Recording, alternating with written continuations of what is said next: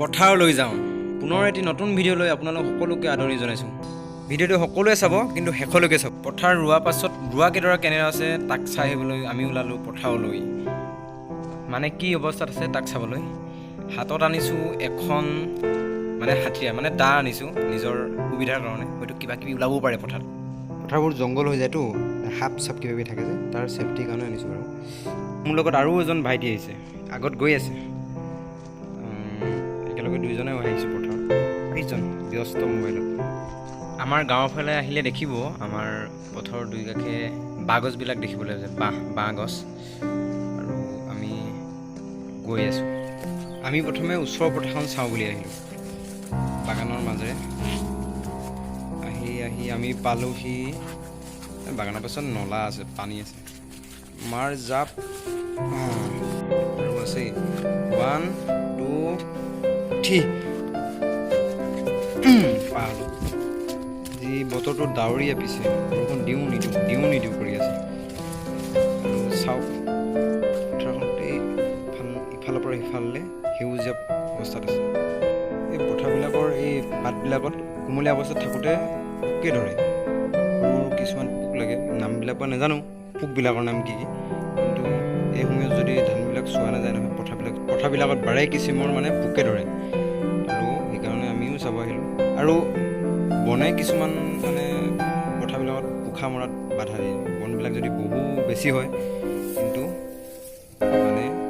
কঠীয়া জোপাই পোখা মেলিবলৈ বাধা পায়। ইয়াত পিছে ঠিকে আছে এইখিনি। পকা ধানৰ মাজে মাজে সৰু সৰু আলি হ'ব কিছুদিনৰ পাছত। মোৰ লগত আৰু এজন ভাইটি আহিছে। আৰু এই সেউজীয়া পৰিৱেশত এইটো সময়ত পথাৰলৈ আহি কিমান আনন্দ লাগে তাৰ পৰা জানোচোন। অঁ ভাই কোৱা, কেনেকুৱা লাগিছে ইমান সেউজীয়া এটা পৰিৱেশত আহি? আমাৰ এই এইটো সময়ত ইমান সেউজীয়া পৰিৱেশৰ ধাননিৰ মাজত আহি কেনেকুৱা লাগে? এই মজা, বহুত ভাল লাগিছে। সদায় ভাল লাগে যদি পথাৰখন সেউজীয়া হৈ থাকে। এনেকুৱা এটা আনন্দ ক'তোৱে নাপাব। য'ত পথাৰ মাজত সেউজীয়া হৈ থাকিলে আপুনি পাব। আপুনি যদি এনেকুৱা ঠাইলৈ অহা নাই, তেনেহ'লে আহক, আপুনি আনন্দ উপভোগ কৰক এনেকুৱা ঠাইত। মজা মজা মজা মজা মজা এই চাওক, বিৰিণা পাতেৰে পৰিৱেশ সৃষ্টি কৰি আছে। আৰু এই নলাবিলাকতে মাছ পোৱা যায়, মাছ। পিছে আজি সময় নাই ধৰিবলৈ। আৰু আমি আৰু এখন পথাৰলৈ যাব লাগে। আমি আহি পালোহি আমাৰ অতি আদৰৰ স্মৃতি ৰৈ যোৱা আমাৰ প্ৰাথমিক বিদ্যালয়। এইখনতে হেড ছাৰে এছাৰেই কোবাইছিল অংক শিকাওঁতে। প্ৰাথমিক বিদ্যালয় সকলোৰে এটা স্মৃতি, য'ৰ পৰা শিক্ষা আৰম্ভ কৰাৰ পৰা ভৱিষ্যতলৈ সপোন দেখিবলৈ আৰম্ভ কৰা। এইখনেই আমাৰ সৰুকালিৰ আগমন প্ৰাথমিক বিদ্যালয়। বৰ্তমান লকডাউনে বন্ধ কৰি ৰাখিছে এতিয়া। ৰাস্তাবিলাকে আমাৰ জৰাজীৰ্ণ অৱস্থাত পৰি আছে। 9 নং ৰাষ্ট্ৰীয় ঘাইপথৰ সংযোগী 1 নং সৰুনিচাৰি ফুলকানী গাঁৱৰ যিটো মূল পথ, এই পথ চোৱাৰ ব্যৱস্থা আজি পৰিৱৰ্তনকামী চৰকাৰে ইমান দিনে আমাৰ ৰাস্তাটো একো কৰি নিদিল। বিভিন্ন আবেদন নিবেদনৰ পাছতো পথৰ দুৰৱস্থা চাওক, কি অৱস্থা। নেতাবিলাকে আশ্বাস দিয়ে ঠিকেই, কিন্তু কাম নকৰে। সেইটো কিন্তু কথা। আৰু পালোহি পথাৰ, সুন্দৰ পৰিৱেশ। এই জেওৰাখন পাহৰিয়ে যাব লাগিব পথাৰলৈ।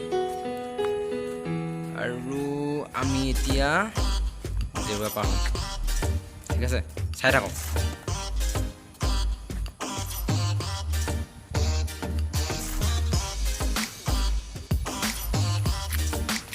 আমি পাই গ'লোহি পথাৰ।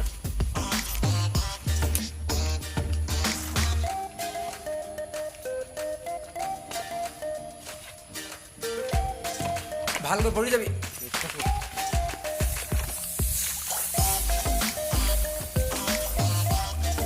আচ্ছা, ঠিকে আছে। পোক বা বন বেছিকৈ ওলোৱা নাই।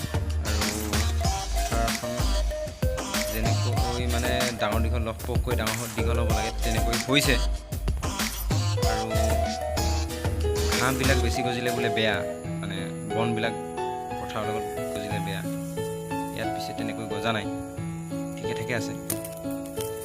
আৰু বোলে কৰ্তব্য কি মানে পথাৰ ৰোৱাৰ পাছত মানে ধানবিলাক প্ৰায়ে চোৱা চিতা কৰি থাকিব লাগে, তেতিয়াহে বোলে পিছত ফলটো ভালকৈ পায়।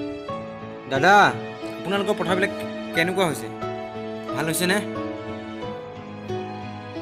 ভাল হৈছে, আগতকৈ ভাল আছে। গৰুকেইটা কণ আছে, সেইকাৰণে ঘাঁহ অলপ দিব লাগে। ঘাঁহখিনি গৰুক দিবগৈ লাগিব। তাৰপিছতহে আকৌ আহিব লাগিব পথাৰখন চাবলৈ। গৰুকেইটা ভোকত থাকিলে ভাল নালাগেতো, সেইটো কাৰণে ঘাঁহ অলপ দিব আহিলোঁ সিহঁতৰ কাৰণে।